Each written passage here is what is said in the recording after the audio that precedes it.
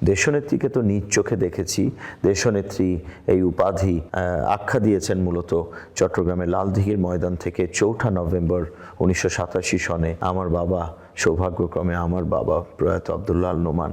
তো সেই দেশনেত্রী রাজনীতি দেখেছি, কতটা শালীনতা, কথায় কোনো কটাক্ষ কটূক্তি না করে, অন্যকে আঘাত না করে কিভাবে একটা সুস্থ রাজনীতি করা যায়, এবং এরপরে শারীরিক, মানসিক, পারিবারিকভাবে লাঞ্ছিত হয়ে সব কিছু তার কেড়ে নিয়েছে।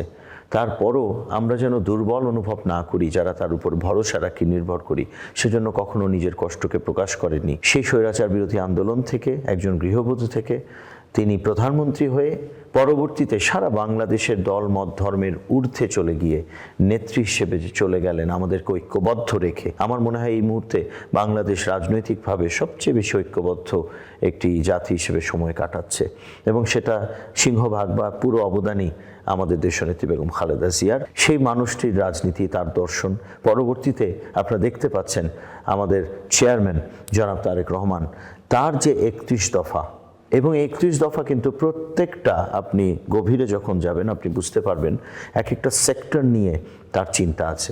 রাষ্ট্রনায়কোচিত যে দর্শন, সে দর্শন আমি দেখতে পাচ্ছি। সংগঠনকেও তিনি শক্তিশালী পর্যায়ে রেখেছেন।